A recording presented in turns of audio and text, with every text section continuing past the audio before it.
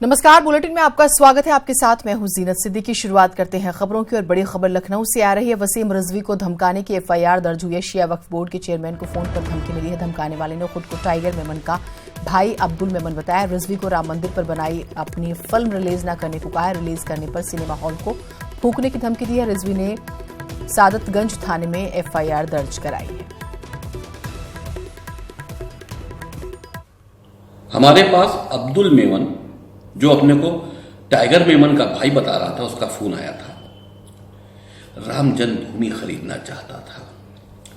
जो पिक्चर हमने राम जन्मभूमि बनाई है, उसका कहना था कि ये पिक्चर हम उसको दे दें और जितना पैसा हमारा इसमें लगा है वो पैसे हम उससे ले लें और इस पिक्चर को रिलीज नहीं होना चाहिए। हमने उससे साफ ये कह दिया कि पिक्चर हमने समाज के लिए बनाई है, पिक्चर हम रिलीज जरूर करेंगे। राम जन्मभूमि बिकाऊ नहीं है। हमने उससे साफ ये बात कह दी कि हम तुम्हारे हाथ अपनी पिक्चर नहीं बेचेंगे। उसने कहा कि हम पिक्चर हाल जलवा देंगे। हमको उसने जान से मार देने की नीयत से हमारे बारे में सोचना पड़ेगा, धमकी दी। हमने इसकी एफआईआर थाना सादतगंज में करवा दी। ऋषभ मणि त्रिपाठी हमारे साथ, हमारे सहयोगी जुड़े हुए हैं। ऋषभ, क्योंकि हम देखते हैं वसीम रिजवी की जब बात करते हैं हर हफ्ते या 15 दिन में उनको धमकी मिल ही रही होती है, तो इस बार क्या कुछ धमकी मिली है उन्हें और एफआईआर दर्ज कराई है, किन लोगों के नाम है, तमाम चीजें बताइएगा। जी देखिए, बिल्कुल सही बात है। वसीम रिजवी जब से भारतीय जनता पार्टी की सरकार आई वो लगातार सुर्खियों में बने रहते हैं, कुछ न कुछ अपने स्टेटमेंट जारी करते रहते हैं, जिसकी वजह से उनकी चर्चा होती रहती है। फिलहाल वो चर्चा में थे एक फिल्म मेकिंग को लेकर। उन्होंने राम जन्मभूमि पर एक फिल्म बनाई है जिसका उन्होंने ट्रेलर और टीजर रिलीज किया है। उसके बाद से उनका ये कहना है कि याकूब मेमन का, टाइगर मेमन का भाई बता के कि अब्दुल मेमन नाम के एक व्यक्ति ने उनको कल फोन किया और कहा है कि फिल्म पहले तो उसको बेच दी जाए, उनका जो भी पैसा हुआ है मुझसे ले लिया जाए। अगर वो ऐसा नहीं करते हैं तो वो उनको जान से मारने की धमकी दे रहा है, सिनेमा हॉल थिएटर्स को जलाने की धमकी दे रहा है। तो उन्होंने सादतगंज थाने में इस बात की एफआईआर दर्ज करा दी है। पुलिस इस मामले की जांच में जुट गई। जिस नंबर से कॉल आई थी, प्राइवेट नंबर करके दिखाई दे रहा है उनकी कॉल लॉग में। अब प्राइवेट नंबर वो कहाँ का है, किसका है, इसकी जांच में पुलिस लगी हुई है। बिल्कुल, बहुत शुक्रिया आपका तमाम जानकारियों के लिए। तो प्राइवेट नंबर है, अभी जांच होगी, लेकिन ये बात सही है कि वसीम रिजवी काफी चर्चा में रहते हैं हर हफ्ते 15 दिन में, और इस बार जो है फिल्म बनी है उनकी और उसको लेकर जो है उन्हें डराया धमकाया जा रहा है। उन्होंने एफआईआर दर्ज करा दी।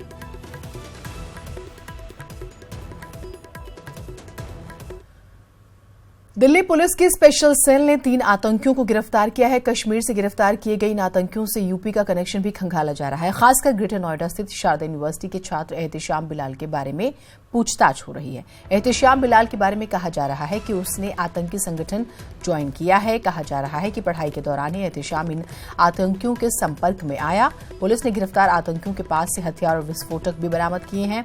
कहना है कि आईएसजेके यानी जम्मू कश्मीर इस्लामिक स्टेट के तीनों आतंकी किसी बड़ी साजिश को अंजाम देने की फिराक में थे।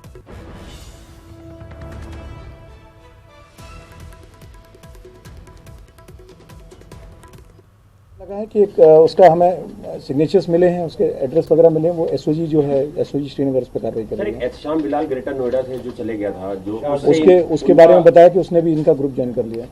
अच्छा, इन लोगों के टच में था सर जो उसने, वो इनका साथी है। ऋषभ हमारे साथ, हमारे सहयोगी जुड़े हुए हैं। ऋषभ, यहाँ पर एहतेशाम के बारे में जैसे कि जिक्र हो रहा है कि हो सकता है कोई कनेक्शन हो, क्या कुछ इंफॉर्मेशंस निकली हैं अभी? जी ना, देखिए, एटीएस के संपर्क भी किया गया है, उनसे भी पूछताछ की जा रही है, उनको कुछ जानकारियां साझा की गई हैं। बीते दिनों शारदा यूनिवर्सिटी से जो छात्र लापता था एहतेशाम बिलाल, उससे संपर्क खंगाले जा रहे हैं। उसकी किससे बात होती थी, वो किन लोगों के संपर्क में था, वो चाहे कश्मीर के रहने वाले हों या उत्तर प्रदेश के रहने वाले हो, उनके संपर्क खंगाले जा रहे हैं। बीते कुछ समय में उत्तर प्रदेश में वल्नरेबिलिटी बढ़ी है। एटीएस और एनआईए का एक ज्वाइंट ऑपरेशन था जहां कानपुर से एक आतंकी गिरफ्तार हुआ था, उससे लिंक भी खंगाले जा रहे हैं। साथ ही अलीगढ़ मुस्लिम यूनिवर्सिटी का एक छात्र भी, जिसका वीडियो वायरल हुआ था कि वो हिजबुल मुजाहिदीन से जुड़ गया है।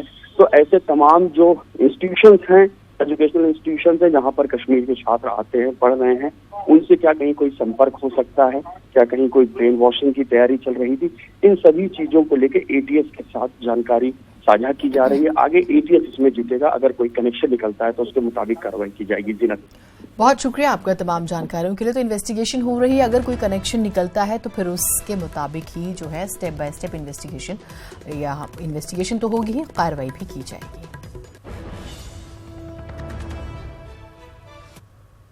खबर मुजफ्फरनगर से है। नेशनल हाईवे 58 पर एक चलती हुई कार अचानक आग का गोला बन गई। कार में सवार लोगों ने बमुश्किल अपनी जान बचाई है। देखते ही देखते आग जो है काफी फैलती गई, रोड पर अफरा तफरी मच गई।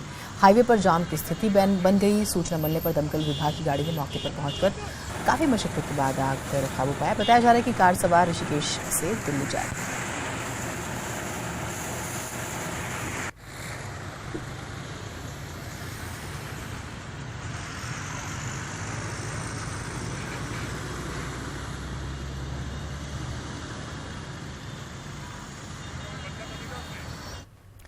उधर काशी में परम धर्म संसद का आज दूसरा दिन है। आज का दिन बेहद अहम है। आज यहां राम मंदिर निर्माण पर चर्चा होगी। शंकराचार्य स्वामी स्वरूपानंद ने परम धर्म संसद बुलाई है। अयोध्या के बाद काशी की परम धर्म संसद राम मंदिर निर्माण के विचारों को नई दिशा देने के प्रयास में है। धर्म संसद को लेकर संत महात्माओं में उत्साह देखा जा रहा है।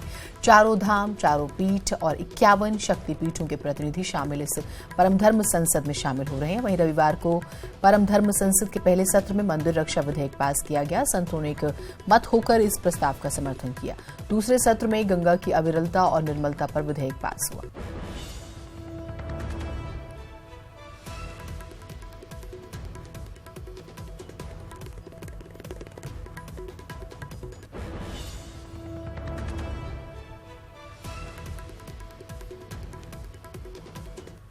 तो अयोध्या में एक तरफ जहां धर्म सभा चल रही थी, तो वहीं वाराणसी में परम धर्म संसद में चर्चा जोरों पर थी। शंकराचार्य स्वामी स्वरूपानंद सरस्वती ने अयोध्या में धर्म सभा करने वालों पर निशाना साधा और अयोध्या की धर्म सभा को राजनीति से प्रेरित बताया। उन्होंने कहा कि अयोध्या में धर्म सभा करने वाले राजनीतिक लोग हैं। कहा कि ये आदर्श राम की ओर ले जा रहे हैं, ये स्मारक बनाना चाहते हैं, जबकि हम उपासना गृह बनाना चाहते हैं। जो जनता की मांग है, जिसको लेकर ये मामला चला है, वो इस विचार को लेकर चला है कि परब्रह्म परमात्मा ने अयोध्या में राजा दशरथ के घर में अवतार लिया था। तो वो भगवान थे, तो उन भगवान का, आराध्य भगवान का हम लोग मंदिर बनाना चाहते हैं। और ये लोग क्या कर रहे हैं कि आदर्श राम की तरफ ले जा रहे हैं कि वो एक मनुष्य थे, आदर्श मनुष्य थे, उनका हम पुतला बना देंगे, उनका हम स्मारक बना देंगे। तो जैसे नेताओं का स्मारक होता है, उस तरह से वो चाहते हैं।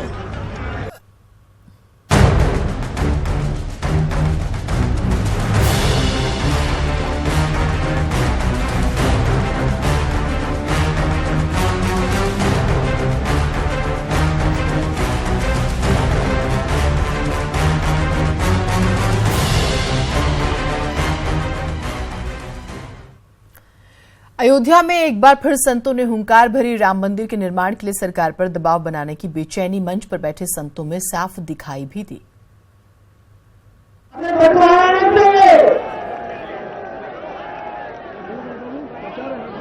हमने बंटवारा किसी से नहीं मांगा,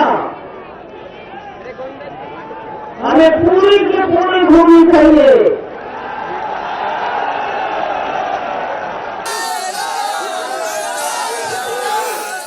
अयोध्या धर्म सभा में संतों की हुंकार कुछ इसी तरह थी। लाखों की भीड़ के सामने विश्व हिंदू परिषद के राष्ट्रीय उपाध्यक्ष चंपत राय ने दो टूक कहा कि अब मंदिर से कम कुछ भी मंजूर नहीं। छलावा बंद हो, जल्दी से जल्दी ये बताया जाए कि हाँ, ये स्थान पर भगवान का एक मंदिर था और इसलिए यहाँ कोई भी मस्जिद वो इनवैलिड है, वो वैलिड नहीं हो सकती। जय श्री राम के नारों से गूंजते मैदान में संतों ने सरकार को खुलेआम चेतावनी दी और ऐलान किया कि अब भगवान राम को किसी कीमत पर टेंट में नहीं रहने दिया जाएगा।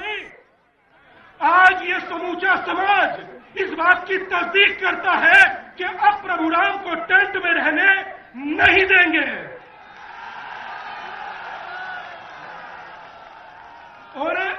और राम मंदिर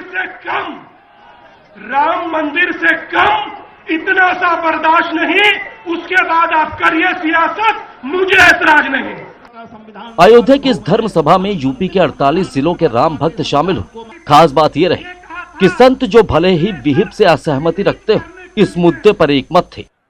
ये सब सभाएं हो रही है दबाव डालने के लिए है। भगवान सद्बुद्धि दे मोदी को, जनता की भावना का आदर करते हुए, महात्माओं की भावना का आदर करते हुए शीघ्र मंदिर का निर्माण करें। देखिए, यह तो राम मंदिर तो बनना जरूरी है।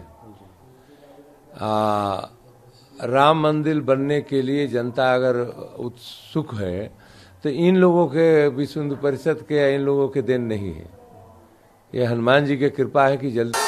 दिल्ली में हुए धर्मादेश के बाद अयोध्या में संतों ने राम मंदिर निर्माण के लिए दबाव बनाने की कोशिश की। अब इस दबाव के बाद अगर सरकार कानून बनाने के लिए संसद में पहल करती तो ये बड़ी कामयाबी होगी। Bureau report, news 18। संघ प्रमुख मोहन भागवत ने राम मंदिर पर फिर से बड़ा बयान दिया। एक बार फिर उन्होंने राम मंदिर की वकालत की और साफ किया कि राम मंदिर बनकर रहेगा। अब सुप्रीम कोर्ट ने कह दिया कि हमारी प्राथमिक, हम तो अभी तक 2010 में निर्णय आ गया, ये बता दिया गया कोर्ट के द्वारा कि रामलला है, वो लीगल एंटिटी है और वहां पर उन्हीं का स्थान है। और फिर भी क्या सोच के किसी ने मांगा नहीं था, बंटवारा भी हो गया। लेकिन निर्णय तो साफ आ गया कि ये राम जन्मभूमि है, ये स्थान रामलला का है, कम से कम वहां तो मंदिर बनेगा ही बनेगा। अयोध्या में वीएचपी की सभा से क्या मिला, शिवसेना को क्या हासिल हुआ? सवाल ये नहीं, पिछले 45 से भी ज्यादा घंटों में जो तस्वीरें अयोध्या से आई वो बता रही है कि एक बार फिर 25 साल पहले वाले जज्बात हिलोरे मारने लगे। सभाएं और शिवसेना, वीएचपी ने अलग अलग की, लेकिन दोनों के कार्यकर्ताओं के जज्बात एक जैसे थे। हर हिंदू की यही पुकार, हर हिंदू की यही पुकार। ये 24 नवंबर की हुंकार थी। ये 25 नवंबर की जय जयकार है।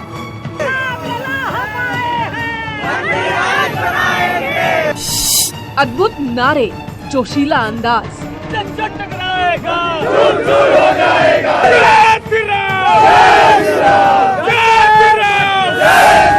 कोई मंच से बोल रहा था तो कोई भीड़ में लगा रहा था आवाज। जज्बात के ये सभी रंग अयोध्या के ही हैं। बस इंतजार है उस तारीख का जब राम मंदिर बनाने का ऐलान होगा। उसी तारीख को जल्द लाने के लिए ये हुजूम अयोध्या में आया है। 25 साल बाद अयोध्या ने एक बार फिर ये रंग देखा है।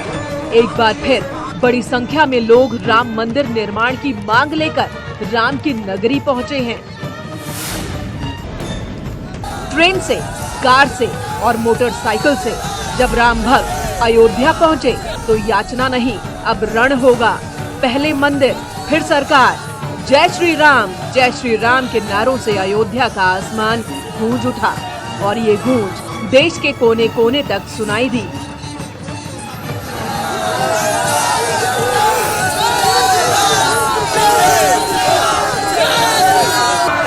राम भक्तों के उत्साह और उमंग की ये तस्वीरें न सिर्फ अयोध्या के लोगों ने देखा, बल्कि दुनिया के लोग भी इस जोश को देख रहे हैं, इनकी आवाज को सुन रहे हैं। सबकी जुबान पर बस एक ही नाम, एक ही मांग।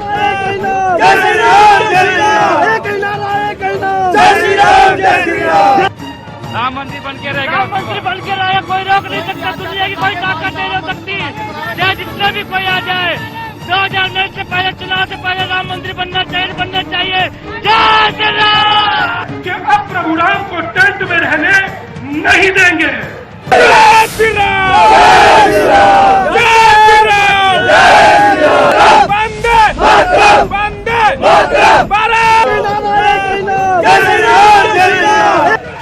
इन सभाओं से किसे क्या मिला, इसका क्या असर होगा, किसने क्या खोया, क्या पाया, इस पर आप सोचते रहिए।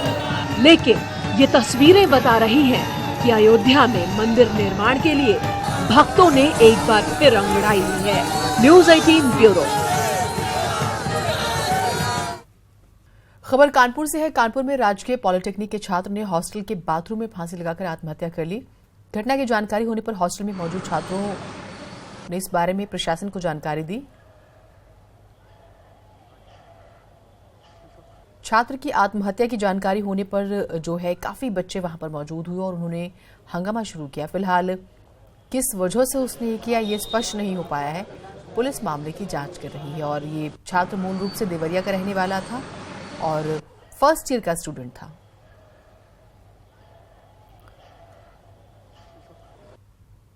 पॉलिटेक्निक कॉलेज है, उसमें विश्वेश्वरैया हॉस्टल है, उसमें फर्स्ट ईयर मैकेनिकल का छात्र है और उसका नाम अभिषेक है, देवरिया का रहने वाला है।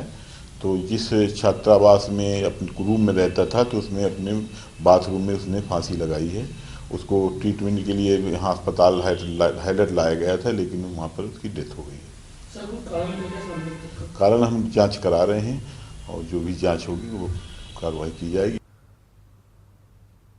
उधर गाजियाबाद में एक तरफा प्यार में युवक ने युवती को चाकू मार दिया और उसके बाद खुद भी चाकू से आत्महत्या करने की कोशिश की। दोनों को अस्पताल में भर्ती कराया गया। जिले के सिहानी गेट थाना क्षेत्र के मालीवाड़ा इलाके में एक घटना सामने आई है। फिलहाल पुलिस जो है दोनों से बातचीत करने का इंतजार कर रही है।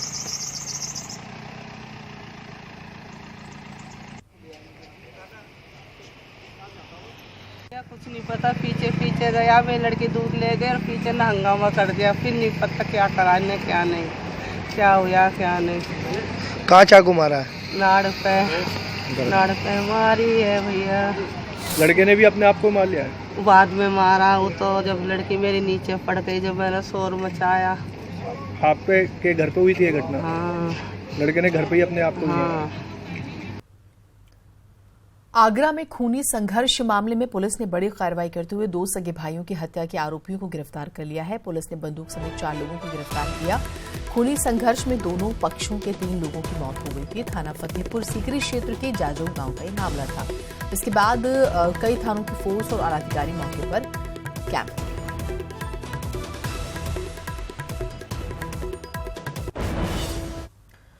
एक्ट्रेस सोनाक्षी सिन्हा के खिलाफ मुरादाबाद में धोखाधड़ी की शिकायत दर्ज की गई है। दिल्ली में सोनाक्षी सिन्हा का एक प्रोग्राम था, लेकिन कार्यक्रम की तारीख पास आते ही उन्होंने कार्यक्रम में शामिल होने से इनकार कर दिया, जिसके बाद कार्यक्रम का आयोजन करने वाले मुरादाबाद के ऑर्गेनाइजर्स को करारा झटका लगा। आरोप है कि सोनाक्षी की वजह से उन्हें काफी नुकसान उठाना पड़ा। ऐसे में इसकी शिकायत उन्होंने मुरादाबाद एसएसपी से की। सोनाक्षी सिन्हा के मुताबिक सब कुछ किया गया, पैसे दिए गए, टिकट दो बार कराए गए, लेकिन अंतिम समय में सोनाक्षी सिन्हा ने कार्यक्रम में आने से मना कर दिया। Hi, this is Sonakshi Sinha and I'm coming to Delhi on the 30th of September for the India Fashion and Beauty Awards. Event organized by IFBA and managed by Talent Full On. So to all the participants, all the best and book your seats now. पहले उन्होंने 10 बजे का book करवाया, बाद में बोले जी नहीं 10 बजे का कैंसिल करो, आप हमारा 2 बजे करवाइए। सुबह 30 तारीख को सुबह 3:58 मैसेज आता है कि हमें टिकट कैंसिल कर दिया हमने आपके, आप हमें 2 बजे की फ्लाइट दीजिए। तब भी सोनाक्षी सिन्हा मैम नहीं आई सर हमारे शो में, और पूरा पैसे जाने के बाद भी आज मेरे हालात बिल्कुल मरने वाले हैं। कोई मेरे फादर को बीमारी थी, मैंने उनका ही पैसा इस शो में लगा चुका था। काफ़ी लोगों का पैसा मैं इस शो में लगा चुका हूँ, जिसकी वजह से काफ़ी लॉस हुआ मुझे। रविवार को लखनऊ महोत्सव का रंगारंग आगाज हो गया। सीएम योगी ने लखनऊ महोत्सव का उद्घाटन किया। इस दौरान उन्होंने लखनऊ को लेकर कई अहम बातें भी की। सीएम योगी ने कहा कि लखनऊ का अपना अलग अंदाज और संस्कृति है। लखनऊ महोत्सव उनकी झलक पेश करता है और लखनऊ महोत्सव से लोगों को यहाँ की तहजीब के बारे में जानकारी मिलती है। सब अपनी भावनाएं तालियों के माध्यम से मंच तक पहुँचाएं। कुछ थीम होनी चाहिए हमारी। लखनऊ का अपना आज से नहीं विगत 10,000 वर्षों का अपना एक गौरवशाली इतिहास है। इन 10,000 वर्षों के इतिहास को समेटे हुए आधुनिक लखनऊ अपनी पौराणिकता, अपनी ऐतिहासिकता, अलग अलग क्षेत्र के कार्य करने वाली प्रतिभाओं को समेटे हुए आज का लखनऊ देश और दुनिया के सामने अपने आप को किस रूप में प्रस्तुत कर रहा है, ये हम सब की कार्य पद्धति पर निर्भर करता है कि हम कैसा लखनऊ। हमारी पहुंच आपकी ताकत है। न्यूज 18 यूपी को देखने के लिए आप लॉग इन कर सकते हैं news18up.com, फेसबुक पेज है /news18up। आप हमें ट्विटर पर भी फॉलो कर सकते हैं news18up, और हमारा यूट्यूब चैनल है /news18up उत्तराखंड। एक छोटे से ब्रेक के लिए रुकते हैं। ब्रेक के बाद सुप्रभात उत्तराखंड।